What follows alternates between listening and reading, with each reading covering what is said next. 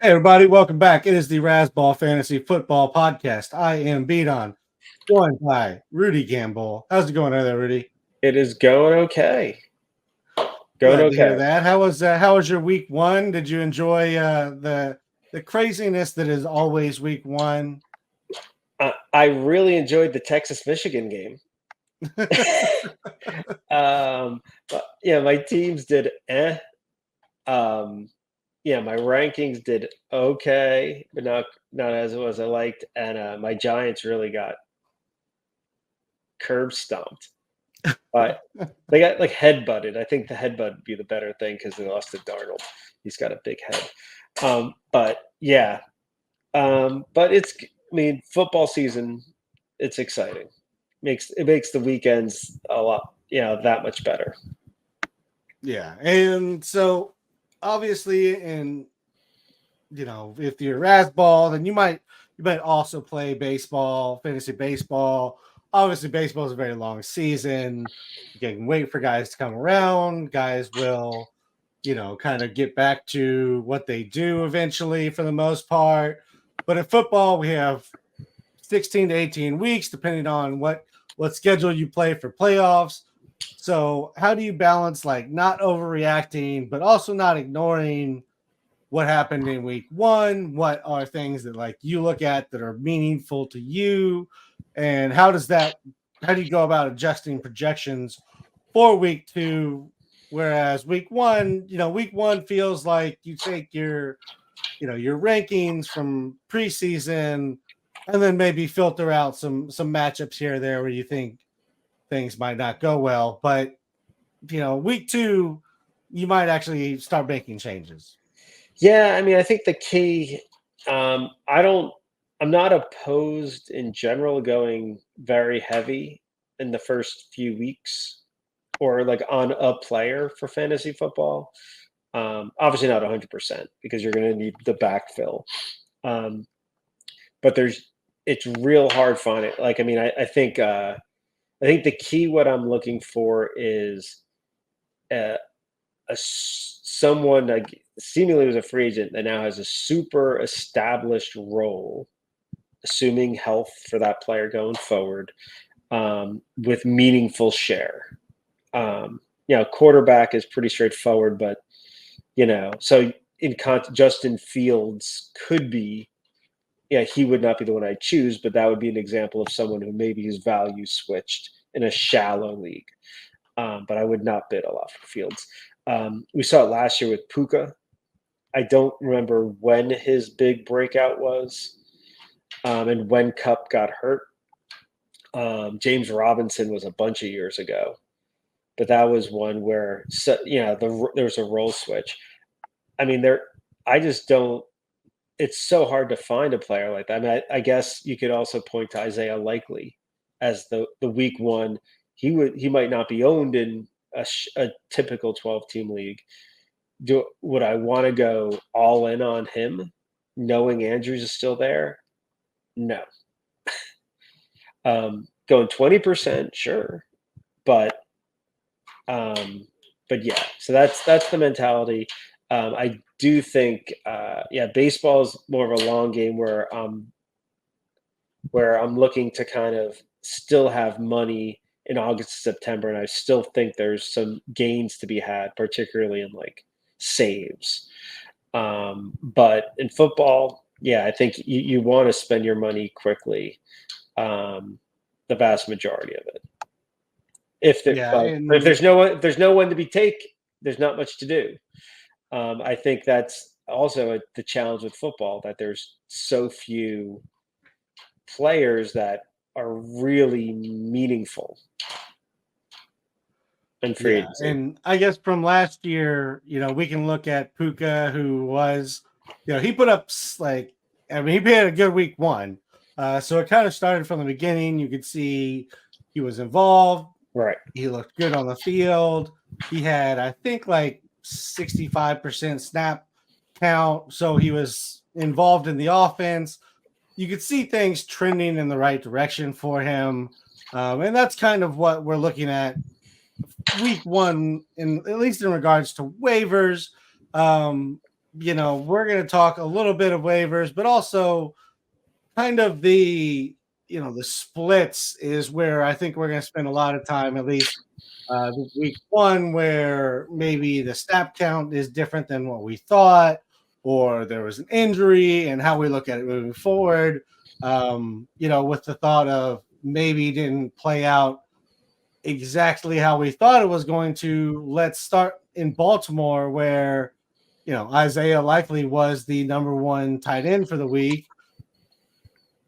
Obviously he was not drafted as such. Mark Andrews was drafted as a top 5, if not higher, tight end. He had, very little in regards to fantasy goodness to provide this week. He still played 74% of snaps, 66% for Isaiah Likely. So it's not like he wasn't involved at all. But what are your thoughts in regards to this situation? I mean, Andrews was definitely kind of a top. I would have thought like a top 4 tight end. And then you have him anywhere between. You could pretty much put him anywhere in there. I didn't see Likely as a threat. To be honest, it does seem like. Neither of them are good blockers, right? So they did a decent amount of playing both on the field, but and I didn't catch all the game, but it did feel like Likely was being used kind of more as like a big slot, like almost like they were treating him like a wide receiver in a way that I don't feel like. Maybe Andrews has been used like that a little bit. I don't know. I'd say I'd go in it with I'm wary of any of them being a top 5 tight end because the other one's there. But it is a big hit to Andrews' value. Like I don't remember ever seeing this. The question with Andrews was, did he have any repercussions to that kind of lower leg injury? Could he stay healthy, or would he be his normal healthy self?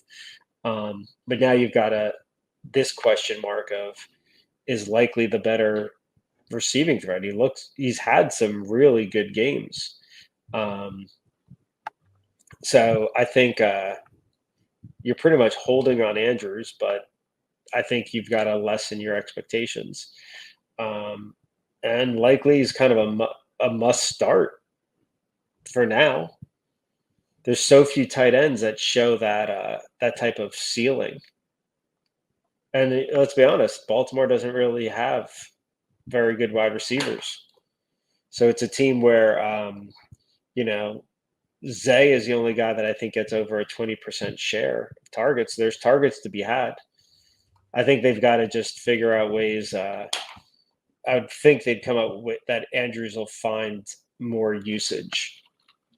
Not snaps, but targets. 2 targets seems low. So I have him kind of at like the 5 or 6 range next week. Okay, so you're not necessarily moving him up into the elite tight end grouping, but he's falling just behind that. Are you moving Likely ahead of Andrews then at this point, or no, you're sticking with Andrews as the primary? I wonder. I need to see at least one more game to see, because Baltimore is going to go in with maybe a specific game plan to beat KC, and maybe it was like using Likely in this kind of unique role.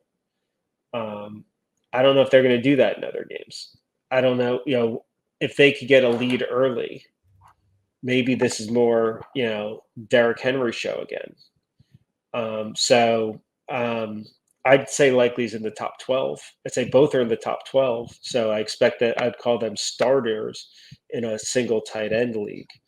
But that's about where I'm at now. But if Likely out targets him next week, yeah, that would be enough. for me to say, because likely does have a solid track record. I'll admit I'm little curious, because I feel like traditionally Baltimore's had some blocking tight ends to pair with Andrews, who's not a great blocker, and to have both on the field is a interesting alignment. And I don't know, it could be that maybe they don't care about blocking as much because they've got Derrick Henry. So Yeah, and I will say the offensive line was definitely struggling in that game.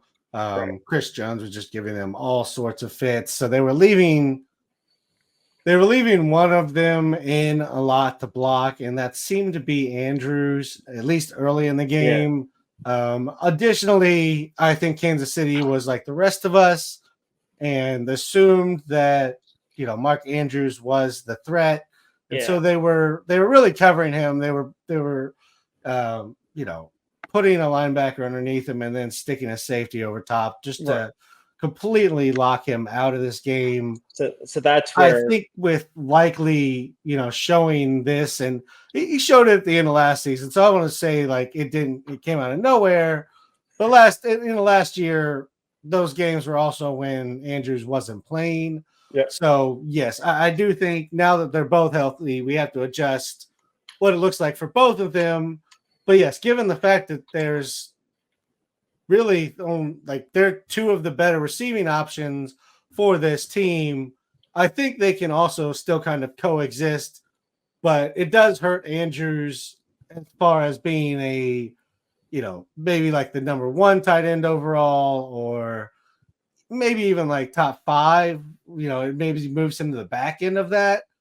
But assuming everything kind of kicks back to Andrews being the one, I could see both of them still being a tight end one, given at how the tight end position usually looks at the end of the year. yep.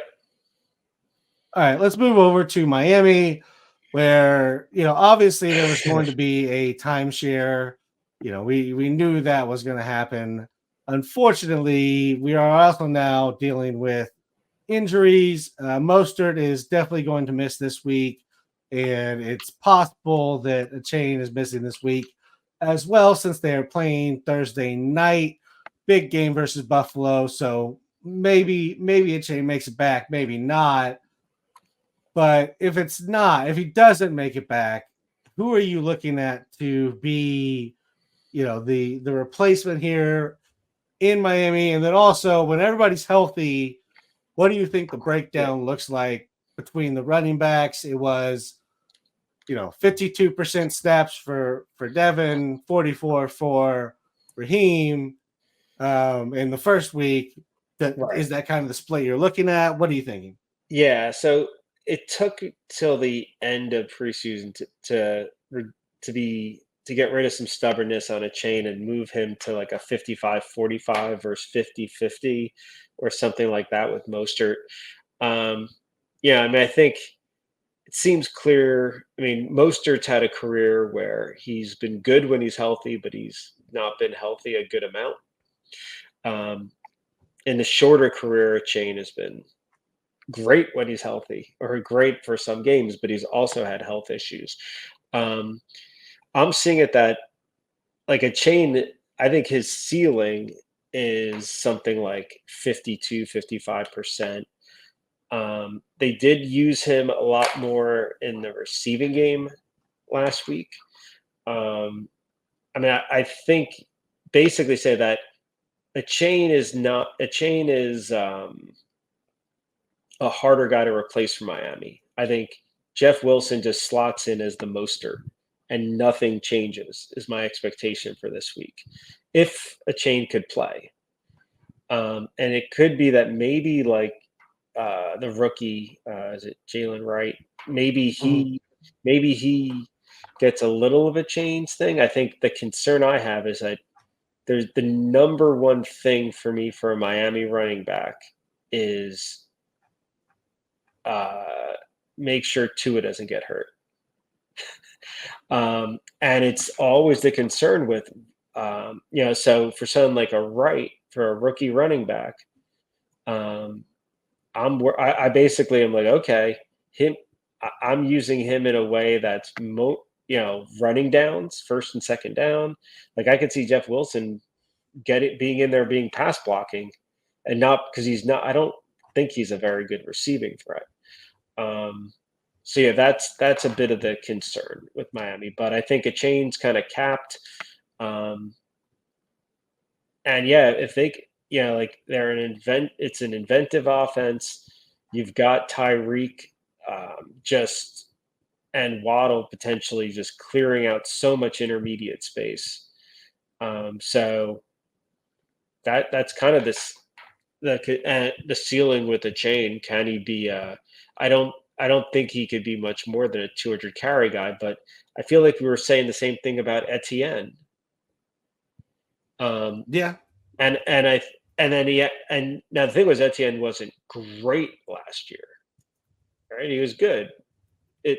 So I think from Miami being a sharper team than Jacksonville in its own way, and maybe having more options, I'd see it as like, man, there's no reason to give a chain 250 rushes. Let him be fresh.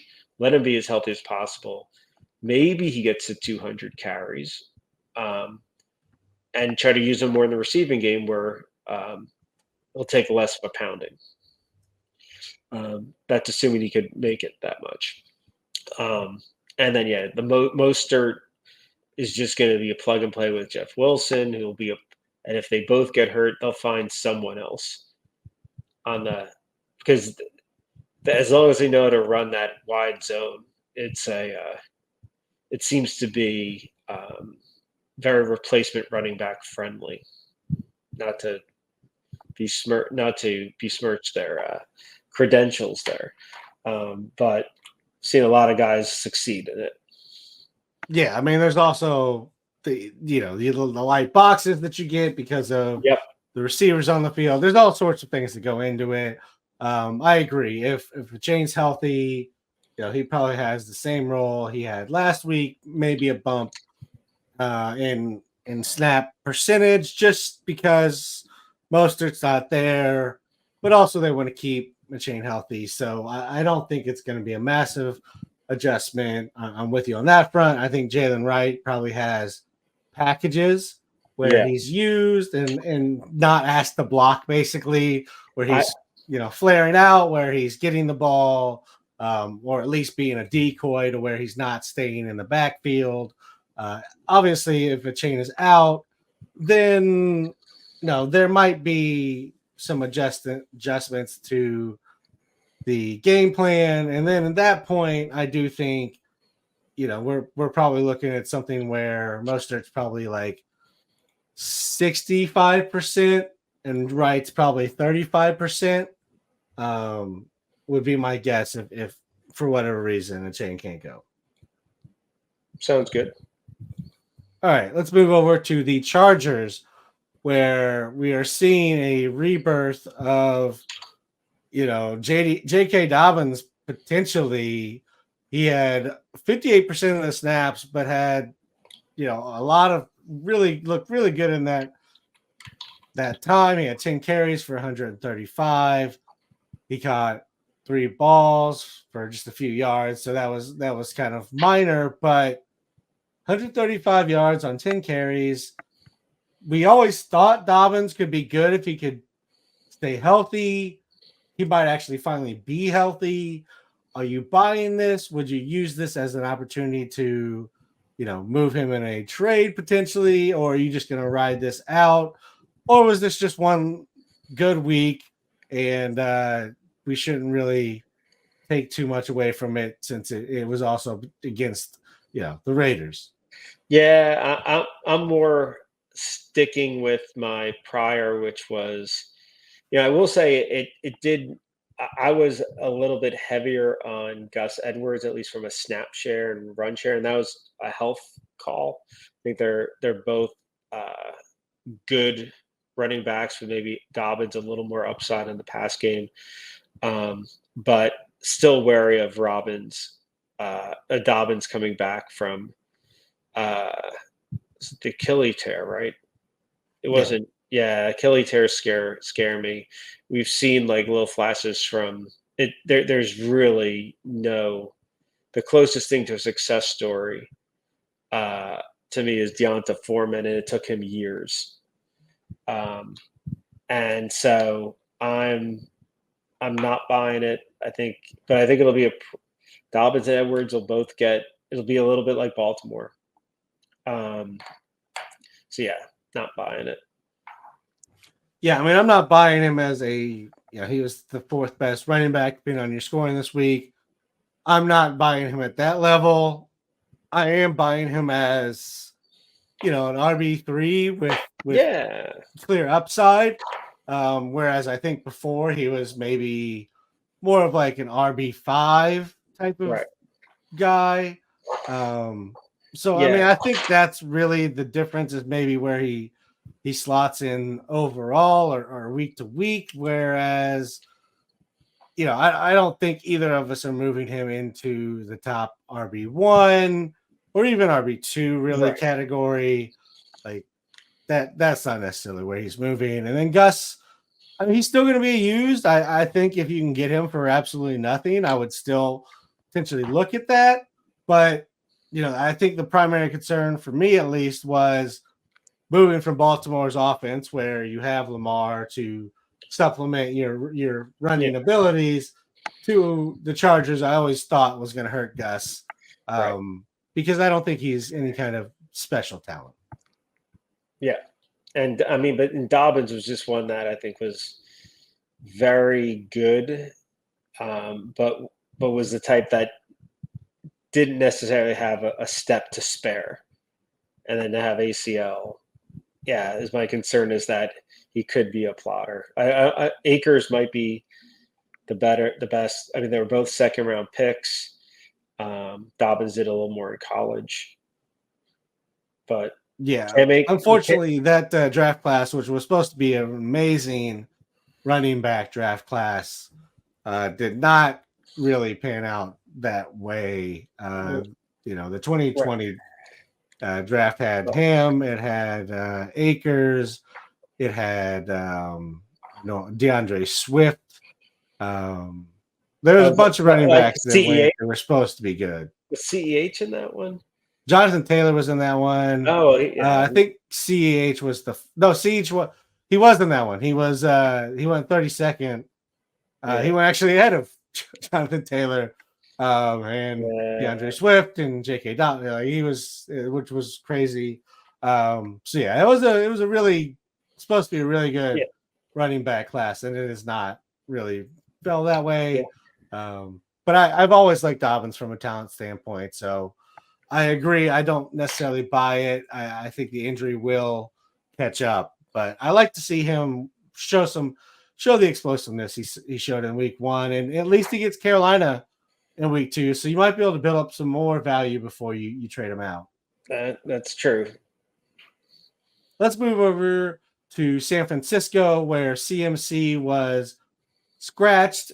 He didn't make the week 1 lineup. Instead, it was Jordan Mason, who looked great in that offense. He put up 147 yards rushing on 28 attempts, had 1 reception for a handful of yards. Obviously CMC comes back. It's CMC's job. Have you, if he doesn't, what's your thoughts on Jordan Mason? Does he move into RB2 territory? Does he potentially move into RB1 territory if CMC's out? What do you think? What are your thoughts on Jordan Mason if we're playing the CMC maybe injured game? And Yeah, I mean, right now I think he'd probably be low RB1. I mean the fact that I mean Garendo got like I'm guessing like a garbage carry.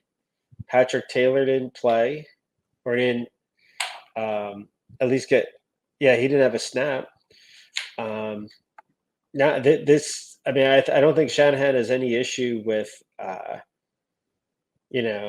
giving huge shares, and if the reality is McCaffrey's week to week, there's not much concern. Just give Jordan Mason a ton of run. So yeah, that just offense is just great for running. I mean, Miami obviously borrowed a lot of the concepts, but this is the original. Yeah, and I think Mason, if McCaffrey's out, I assume I'll have him ranked in the top 12, and partially that's because last week he had a 80% share of snaps, and that team's going to run a lot, and it's not going to be Purdy. So I'm not. So I feel like you're starting with an assumption that Mason's going to run 20 plus times, and get a couple targets. I mean, you've got McCaffrey has such a big role there. You're going to. I would imagine he had one target last week, or one reception. One reception, right? I think he only had a couple targets though. I don't think he was overly used in the passing game. Yeah, so I'd expect he only had one target. Yeah, I'd expect a couple more. I mean, that was he was used for his snap count. That's a pretty ridiculously low number.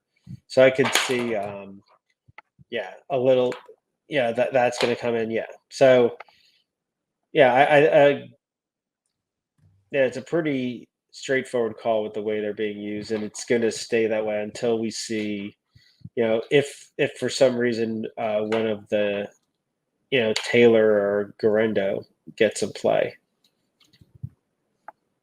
Yeah, so unless we see Garendo, I think is the guy if they do start moving some, but it feels like they're just going to ride Jordan Mason if CMC's not there. Now, if something more serious happens to CMC where it's not a game-to-game situation, but he's out for a while, I would then come back and revisit it because I think it would then become a situation where it's not replacing him for a week or two, and it's okay to overload Jordan Mason. Then you're looking at having to get a full season out of somebody or a couple of somebody's, and then I think they maybe adjust. But obviously, as we mentioned, previously with the Miami running back situation, you also have to be able to pick up coverage. You have to be able to do other things, and also we talked about it kind of in the preseason, but they may just use Debo as some running back, as the featured running back at times if CMC is going to miss extended time as well.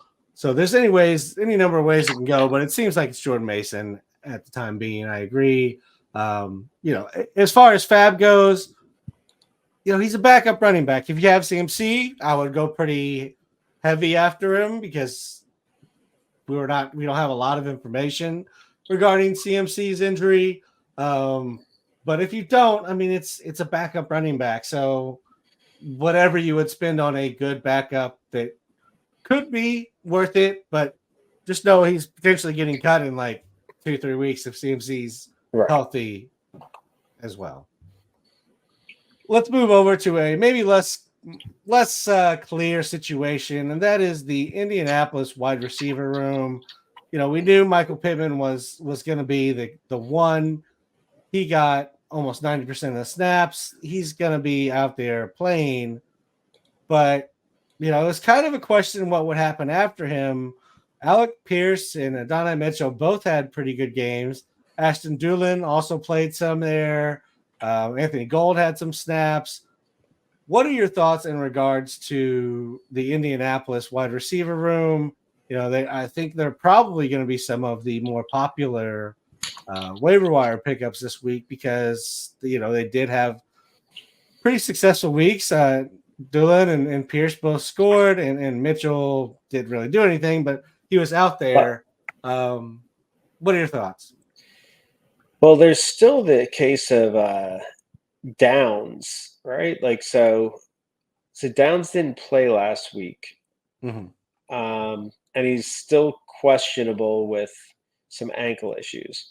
So in my eyes, Downs is going to play, and I think Pierce is the WR4 on that team. So I wouldn't go near Pierce, and he had he's had time and hasn't really delivered a lot. Richardson, I generally have concerns on his effectiveness in the short and intermediate. That throw was insane. But I mean, Adonai Mitchell had. I don't think it was that he had that. His stat line was actually pretty bad. It was that he had 5 targets and they averaged 16 on ADOT. Mitchell's good across the board. I'm just seeing it as that Pittman is going to be your target hog. I'd picture it where Mitchell's probably going to be more of a field stretcher type, which is fun when it hits, but is generally not very good on a week-to-week basis for fantasy. So I see Mitchell's a guy that will be outside the top 50. And when Downs comes back, I think I don't think he'll be cracked. I think Pittman's the only guy that's really a top 50 wide receiver for fantasy this year on this team. If you're talking best ball, then I could see I could see Mitchell having a couple good weeks if a deep pass goes in. But I think I don't see how someone could have saw that pass and not been like, okay, got it. We're gonna play Mahomes like, and Richardson, you beat us with dinks and dunks, and just have you can have a spy and to make sure you're protecting his running. So I wouldn't. I think it's kind of fluky what we saw with Indy last week, and would stick with the assumption that Pittman's the only guy of any value on the as a wide receiver or tight end on this team. Yeah, I mean, I think I'm a little more interested in Alec Pierce than you are. I mean, he did catch 2 really long passes in this, so that's my thought at least is he got the work. I mean, he was the one who got the long touchdowns here. Yeah. So I just feel like we've already seen him get some work there. And if it's going to be anybody, I feel like it's going to be him. I could be wrong. It could be Mitchell. They could also split it whenever Downs is back. But also, it's not like Downs has shown so much that he's solidified as a WR2 whenever he returns and this week or in a couple weeks. He could do on the slot, right? I mean, he could. I think. Yeah, I just look at that team and say, like, okay, Pittman is your main receiver, Downs is your slot guy, and then Mitchell or Pierce could stretch the field. I think in general Mitchell's a more complete back, a guy who can get open if they double team on Pittman, kind of thing. But yeah, so I'd see it. It's it'll be interesting to see how the league adjusts. Yeah, and for what it's worth, Alec Pierce played a little bit more than Mitchell did, despite the target differential there. So it'll be interesting to see how it all plays out whenever Downs back. I think I'm going Pierce over Mitchell. Snap count, the couple big plays that we've already seen. But I fully admit that could change as soon as next week when, Pierce doesn't connect on anything and Mitchell converts, some of those targets into receptions and has some space to do things. All right, now let's move over to the Las Vegas running back situation, which is very confusing. And let's talk about what's going on in Las Vegas. They came out in the preseason, and this is why you can't be put too many eggs in the preseason news basket. They're going to feed Zamir White. They're going to showcase him in the offense. He got 38% of the snaps to Alex Madison's 68%, and now they're saying they're going to ride the hot hand. What are you doing with the Las Vegas running back situation? Is it Madison now that you want to start? Or do you think it really is going to be some kind of committee, or what are your thoughts? So, I mean, it seemed like Mattis, Zamir still had the carry advantage, that it was really on the targets where Madison did better. I think the thing is that if their usage is going to be very game script dependent, and if they're trailing a lot, Madison's going to get more snaps, and if they're winning, Zamir White would get more snaps. The problem if you're a Zamir White owner is like, I don't know if the Vegas is going to be winning a lot. So Madison's kind of in a better position to kind of for garbage targets. I would probably say neither's any. I think they're both kind of replacement level backs. We've seen, I know. Yeah, Amir Abdullah is just waiting in the wings to get some garbage targets. Yeah, this is already a non-attractive situation for fantasy running backs. And it's been made worse because I think the consensus was that Madison wasn't really gonna that Zamir White was gonna get more action. Zamir White's just gonna is going to miss out on third downs. If Madison gets the third down stuff and the 2-minute offense and we're trailing things, then I think we're looking at two very okay backs that are, maybe like third flex options. Yeah, it feels a little like the Ramondre Stevenson situation last year where they were just like the game script was never in their favor long enough for him to really do what he does best. And it feels like that with Zamir White. I mean, the Raiders are pretty bad as a whole. You thought, okay, if it's one running back, they're still going to have value because they'll get enough touches. Now that it's split, I mean, you look at their schedule and it's like there might be like 3 or 4 games where they have a positive game script, or at least are kind of even. I'm sure that number will be bigger once the games get played. But just looking at them and trying to decide week to week who you would start, like you wouldn't feel good about it this week at Baltimore versus Carolina in 2 weeks, though. Yeah, you can start Zamir White against them, and I'm sure it's gonna be fine. Yeah, I'm with you. It feels a little too game script dependent right now to really feel comfortable starting either one as more than a kind of really deep flex type of thing. And that's pretty. Even that would be kind of questionable. Yeah. Let's move over to Pittsburgh, where they announced Russ was going to be the starter, and then they announced that Russ wasn't going to be the starter week 1. He's injured currently, so that's what or at least that's what they're saying. They did win at Atlanta, who looked terrible, and we'll get to that here in a second. But what are your thoughts in regards to the Pittsburgh quarterback situation?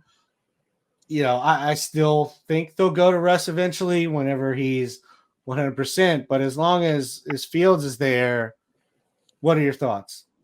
And we know Arthur Smith is there. I mean, listen, like if you look at there's I guess I'm trying to find ways to think about it because we know Justin Fields does not appear to be a very good NFL quarterback, right? So his stat line last week was 17 for 23 for 156 passing yards with no passing touchdowns. The yards per attempt was just under 7. That's completely below average. He went 14 rushes for 57 yards for no touchdowns, averaging 4 yards a carry. Didn't watch the game. Clearly, that's a fine thing, but not going to write home about. You tell me he's going to run 14 times. I mean, I'm looking at previous, like, he had some 15 for 95s with Chicago. So no touchdowns, passing or running from him. He finished 16th in in in rank among quarterbacks.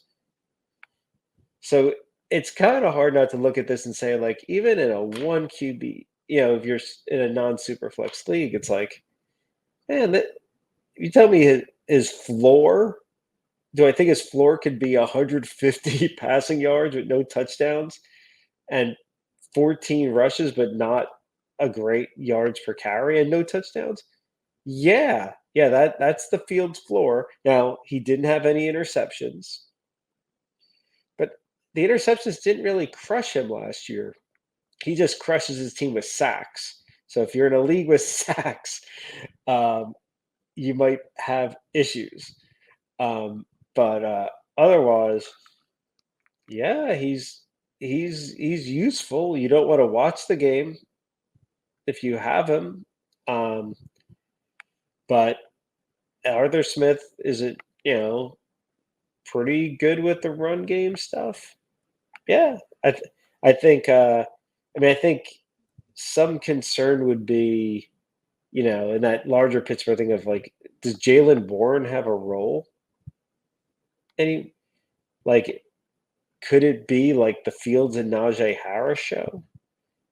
I mean, I don't know if that's a show. It would really not be something I would DVR in 20 years ago if that was a show. So Yeah. it's like I would not stream that show on demand either. So yeah, that's the crazy. Like, if you really, I mean, if you look at Fields, I mean, I'm looking at his stats from last year and, like, ranks per game, and he had, like, from he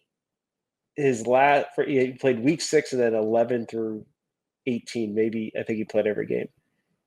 He had a 1, 2, a 2, a 3, a QB 8, then 22, 24, 27, 29. So you got a high ceiling, low floor guy. But and maybe that was because interceptions. I don't know. I think he wouldn't be the guy I'd want, but if you've got a bad quarterback situation, I think like, he's a great stream opportunity. I don't know. I forgot who they're playing this week. They're at Denver this week. That is not an ideal. I don't think that's an ideal setup at all. But yeah. So, and I think if they're winning with him, yeah, I don't know. They don't know Russ Wilson anything. That's true. I mean, they don't. They did win. There was a very ugly game. If you did watch it, I was watching it because I thought Atlanta would put up a bunch of points and look good. That obviously didn't happen either. I would say, in regards to the weapons around Fields, Jalen Warren came into the game with some kind of little hamstring issue. Okay.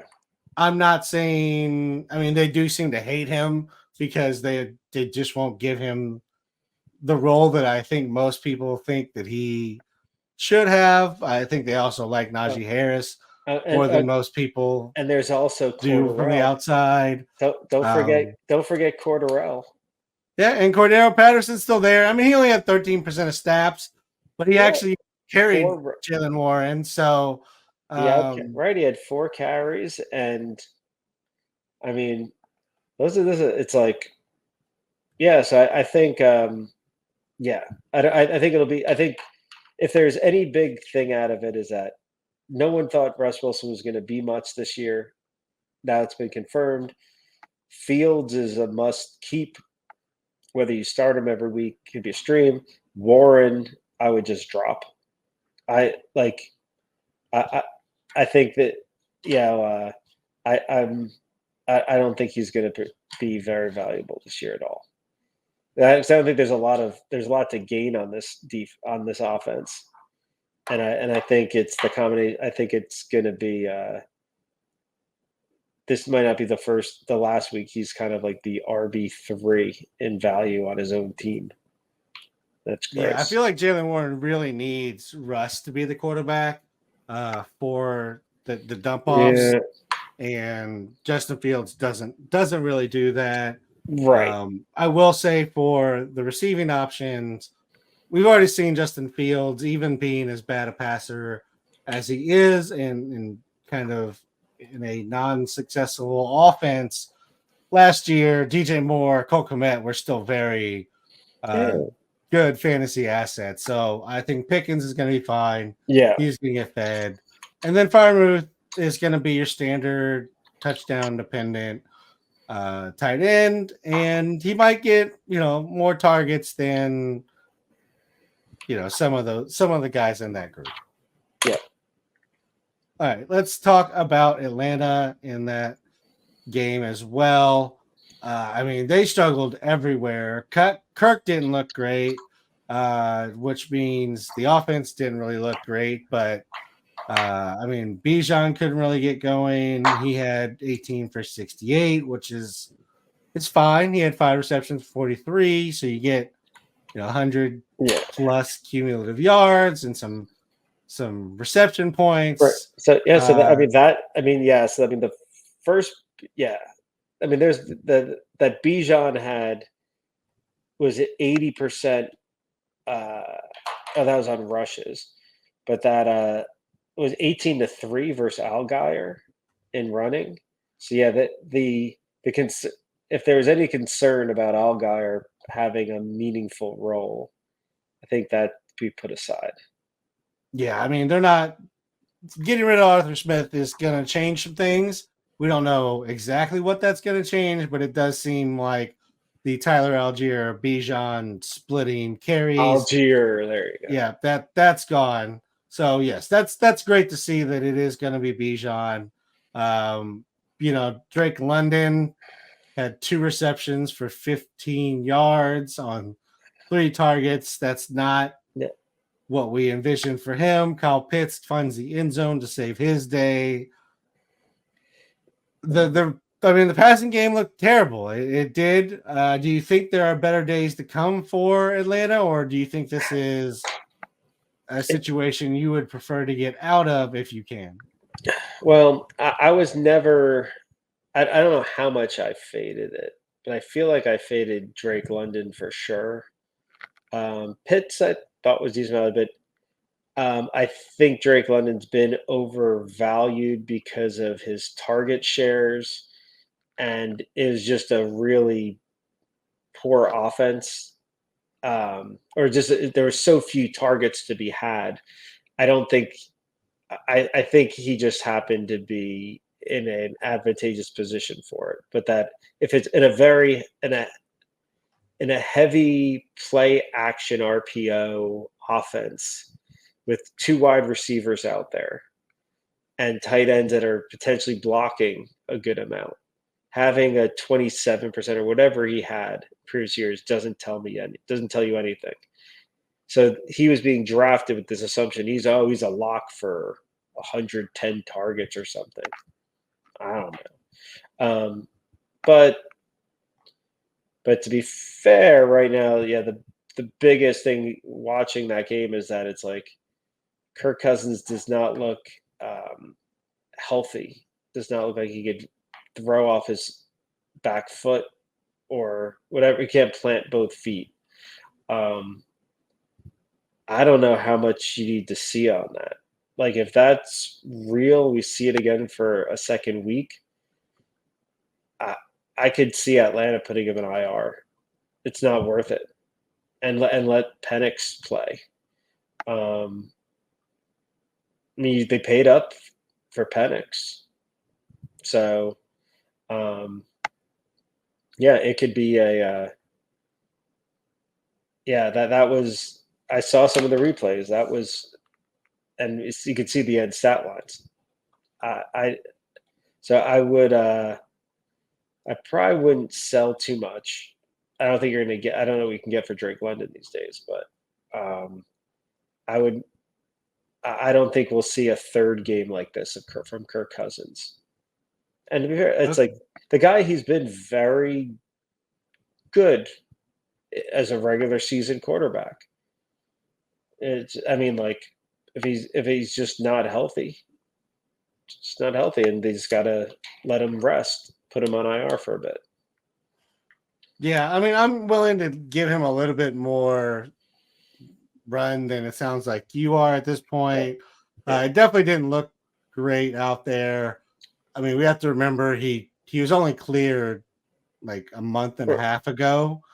So he's only been really with the team for a month and a half.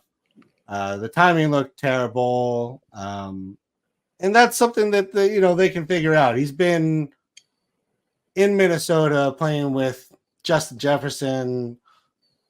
Maybe the systems have changed a little bit here and there, but he's been with the same team for a while now.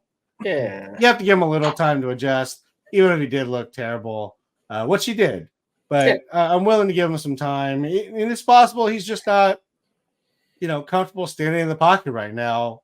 Still worried about re-injury, and yeah. that part that could last forever, or that could be gone next game. I don't Right. really have an That's what I'm answer for saying. that. Like, yeah, if he's that shy about it next game, But they paid a lot of money to sit him well, down after 2 weeks. I mean, if he's hurt, he's hurt. Is kind of the issue, or if he's got the mental block, he's got the mental block. 'Cause I do think he wouldn't be the first. I forgot the examples, but there's definitely guys that um, with lower leg injuries, quarterbacks that never really had the comfort level in the pocket again. Yeah. Uh, But I mean, again, at the same time, they have to get him comfortable in the pocket, and you don't do that from the sideline because they're pot committed to him for this year and next year. There's yeah. Oh not a no. damn thing they can do about it. Well, that's what I'm saying. Like, well, they can. They can just put him on IR for 4 6 weeks and try to work on it on the side. But we'll see. Yeah, I But just don't think working on the side fixes this problem, but we will see. Let's move over to Tennessee, where I mean their quarterback situation might just be burying everybody in their passing game. Calvin Ridley, DeAndre Hopkins, Tyler Boyd, Traylon Burks. I mean that's a pretty good receiving group. Chigo at tight end, like this is a pretty good receiving group, and sure. nobody did anything, Rudy.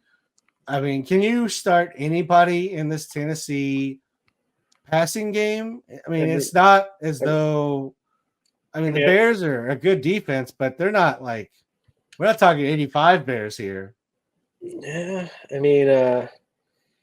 I think you've got to start Hopkins and Ridley. I mean, Boyd, we've seen it before. I mean, it's like he's definitely not a must. He's a solid WR, real life WR3 on a team.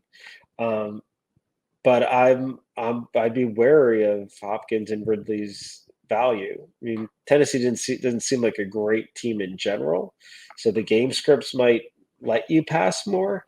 So I think there's one like let's see how it goes, but um, yeah, I don't remember thinking that Hopkins or Ridley were super overvalued.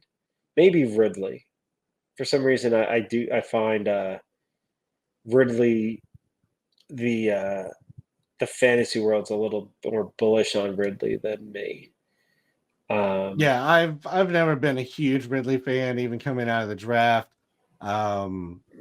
And it's So hard to I've always been a little down on him. it's kind of hard to gauge any. I mean, like anyone who's going up with. We started with Julio Jones on the other side, and still was near prime Julio Jones. It's like, yeah, sometimes WR2s could have great seasons.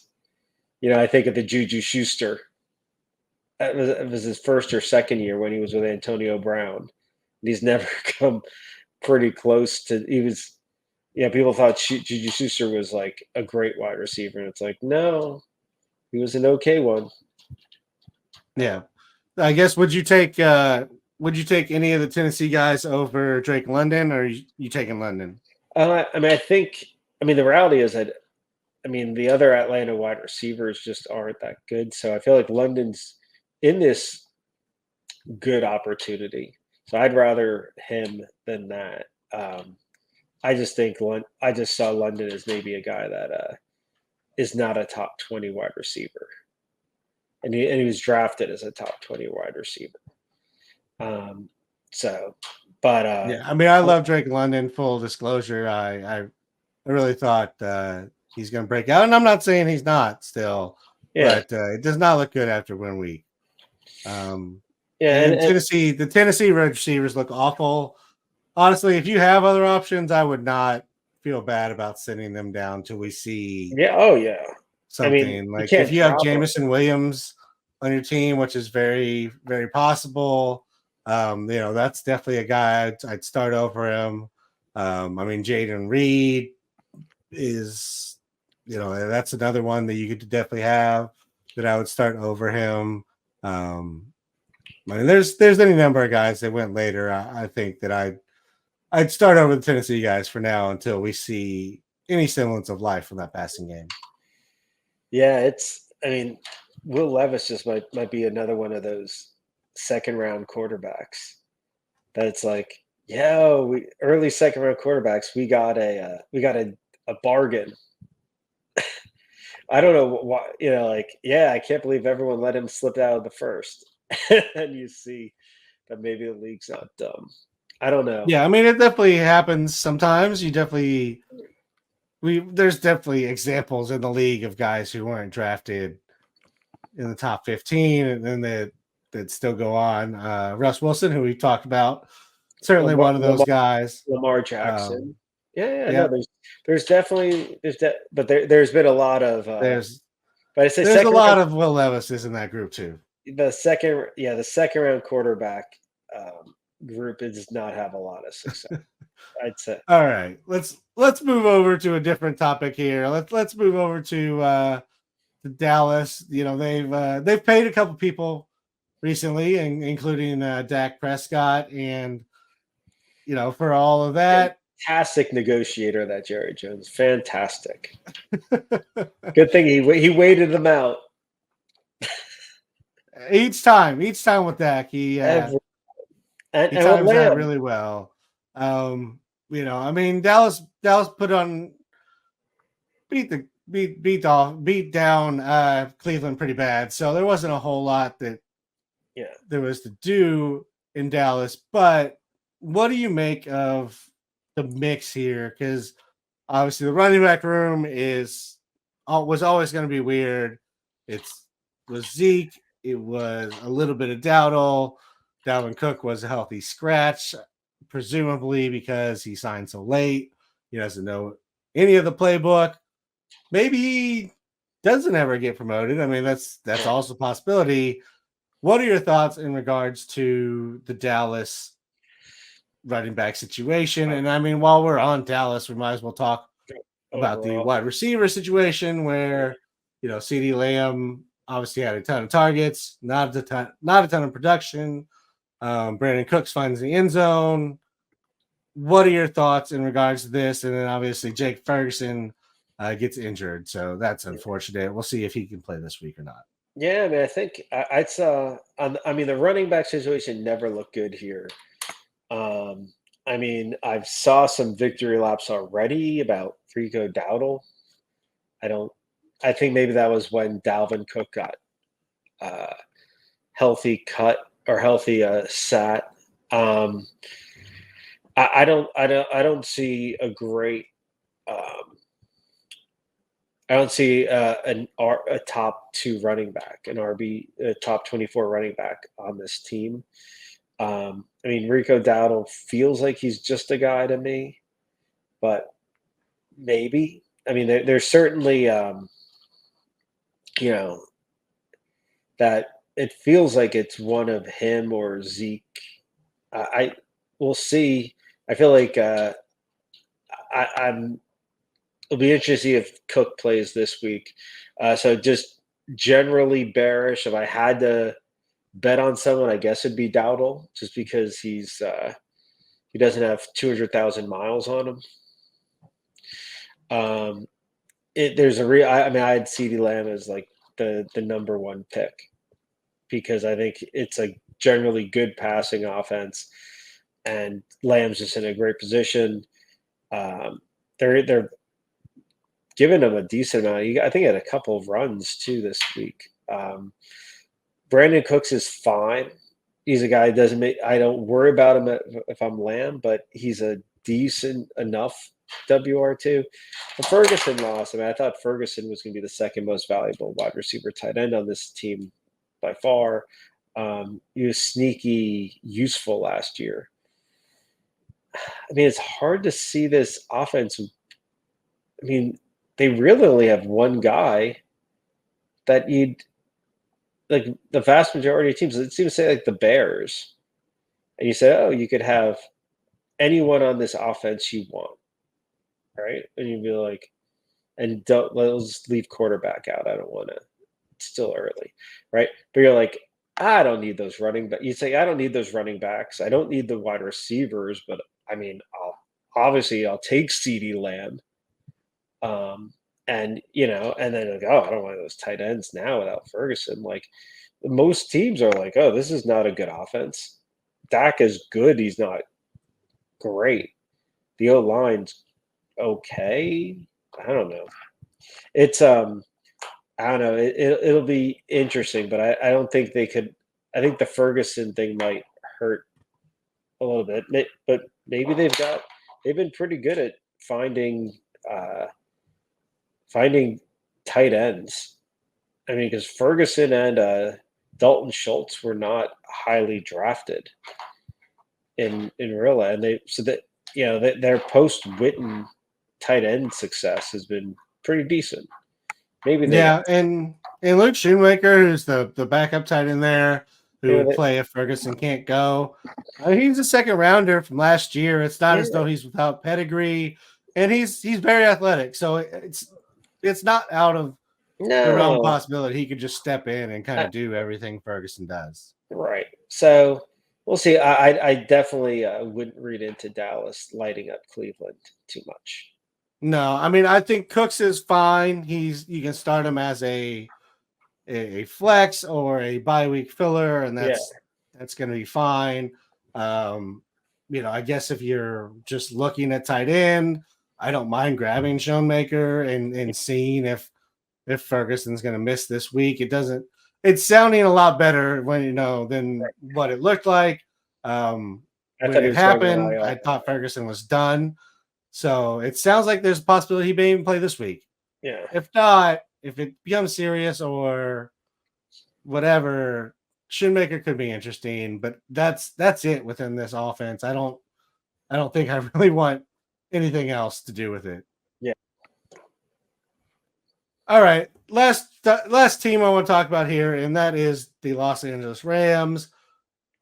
Puka goes to the IR. It's designated to return.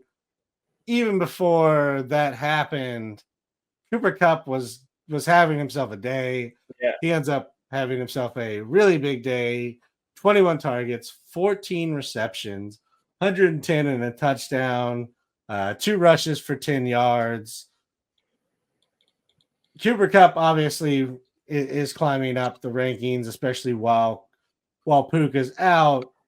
Who's climbing with him as the Rams WR2? I mean, both. If you look just on the targets, I mean, you'd be. It looks like a Demarcus Robinson, Tyler Johnson. They both had 7. I'd lean toward Demarcus Robinson. But I'm trying to find their snap shares. But we know they don't do a ton of wide receiver rotating in Los Angeles. I mean, even with that, even before the Demarcus Robinson had 92%, I have as a snap share. Tyler Johnson was 65%. So I'm seeing it as like Marcus Robinson feels like all of a sudden now he's like a top, could be a top 36 wide receiver. I mean, he's been around for a bit. Hard to get too excited about. I mean, I have a soft spot for Jordan Whittington. I don't.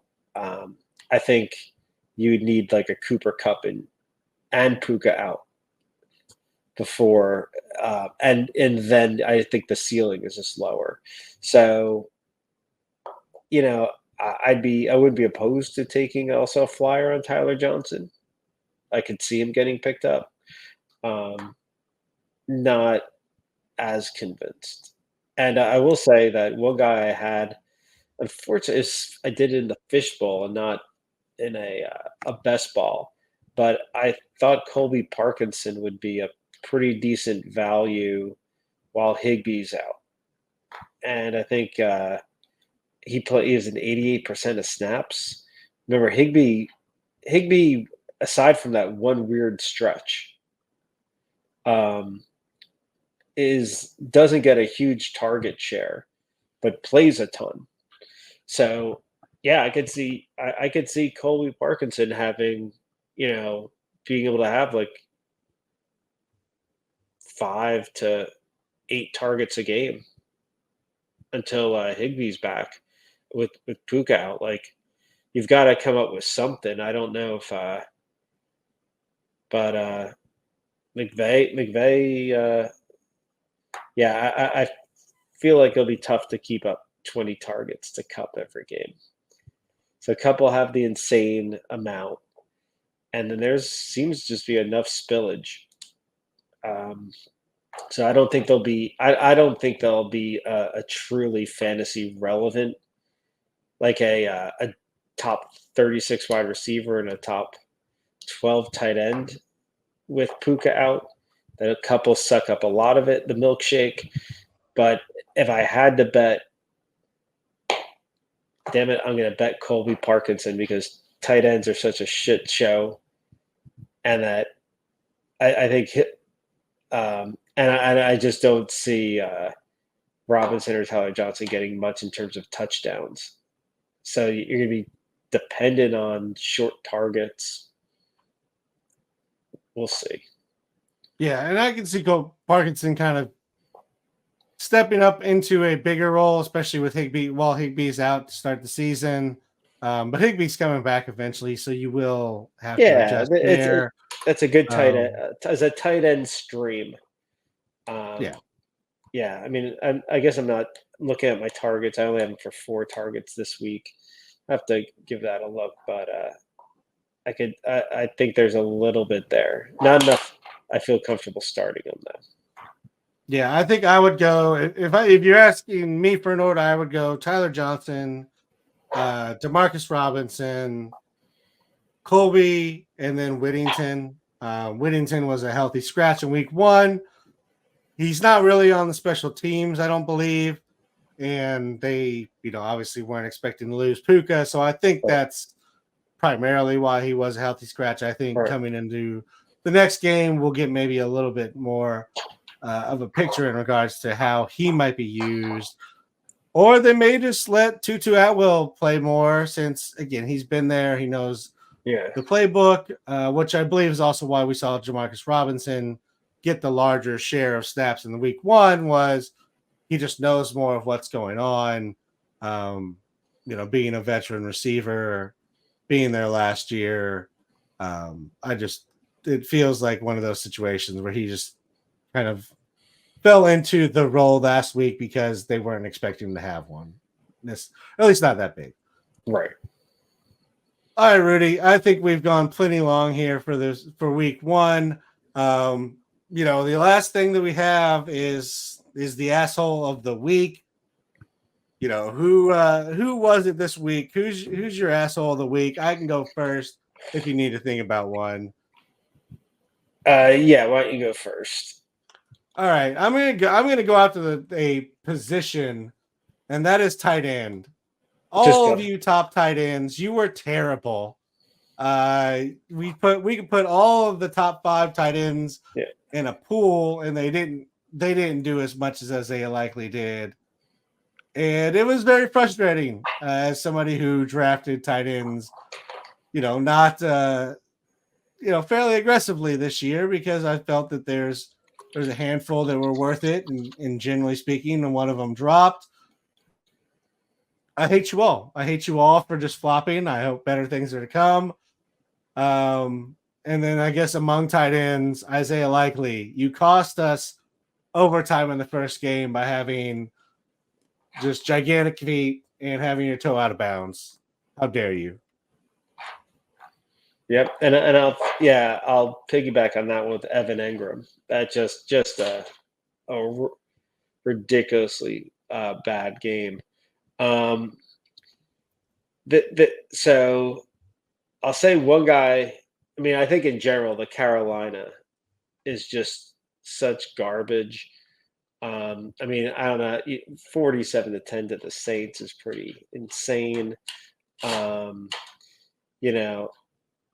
And of those, I mean, I guess you have to give it to Bryce Young. I mean, I feel like it's kicking down, but 13 for 30 for 161 is so bad. I mean, that's with 2 interceptions in there and 4 sacks. His QB R was 10.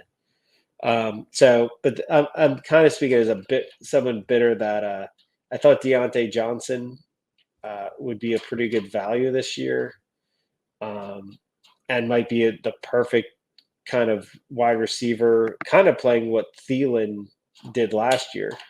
But so maybe I'm the asshole for actually starting him this last week, because I think for now you can't even start any Carolina wide receiver except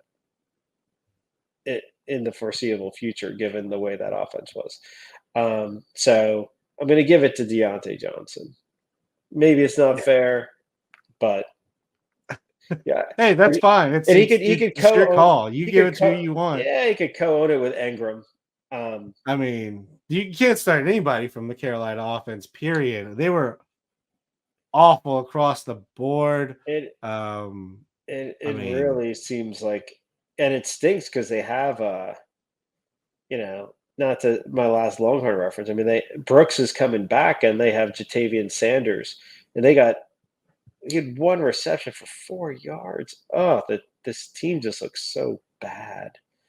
I don't know. Yeah, I think it's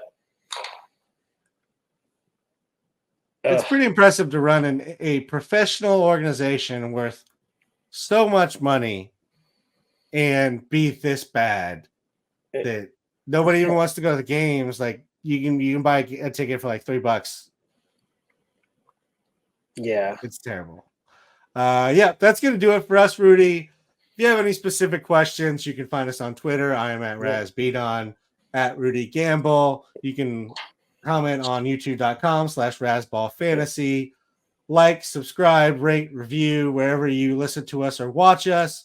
Good luck in your matchups this week. May you make the proper start-sit calls and everything be just perfect for your teams. Until next week, Rudy, I'll talk to you later. And free trials of the subscriptions on the site. Go to just look up tools on the site. Absolutely. Go check out that free trial. Use that up so you can help check your lineups, set those things, look at Rudy's projections. Talk to you later, Rudy. Bye.